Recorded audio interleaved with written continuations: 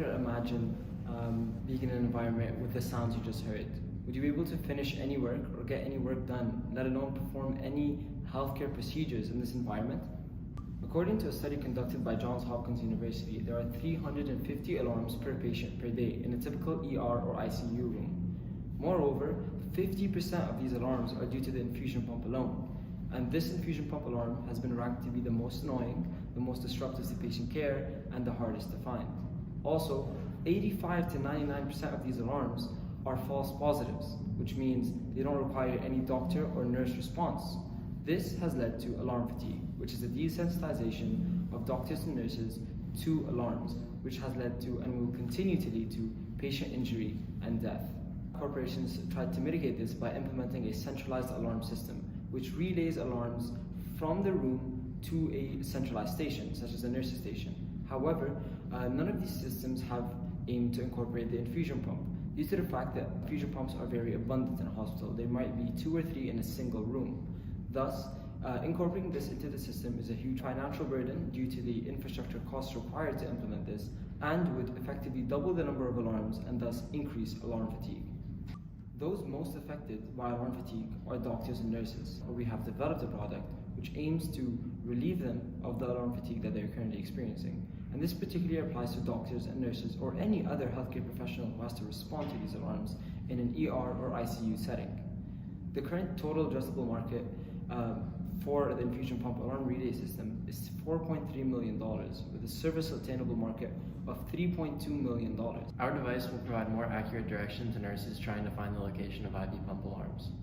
This will decrease the overall response time to these alarms, which in turn will decrease the overall number of auditory alarms, which should decrease alarm fatigue. Now let's see what the device looks like in action. First, we'll show our working prototype that was used for testing and proving the concept. Here, you can see our device detecting the alarm from the IV pump via a contact microphone with a physical connection to the pump. The visual alarm is represented by the blue LED light above the pump.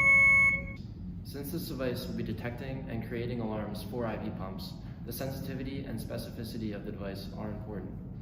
We don't want to be missing any alarms, but we also don't want to create any additional false alarms.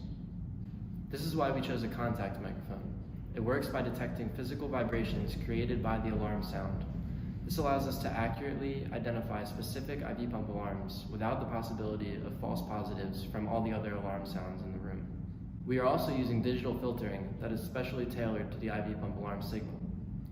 This component of the device is attached to the IV pump, while the other component holds the visual cue in the hallway. Now you might be wondering, how have we conducted testing to test the functionality of our device and make sure that it'll work in a clinical environment? To test the sensitivity of our device, we activated the IV pump alarm 50 times.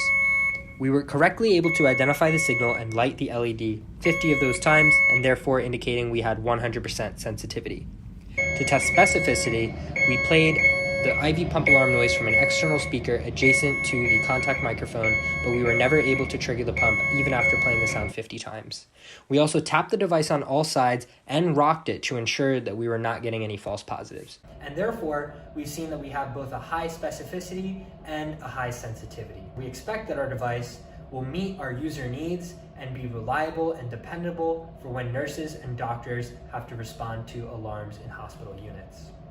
Now, in addition to this, we've conducted all of this testing to verify all of our design inputs. We can see that there's a very quick response for when the LED will light up in response to an IV pump alarm. It's almost instantaneous. We also see that the IPAR system is able to identify the IV pump alarm specific to one room as specified in our design inputs. So what makes our solution novel compared to the current standard of care? First of all, our solution is cheap.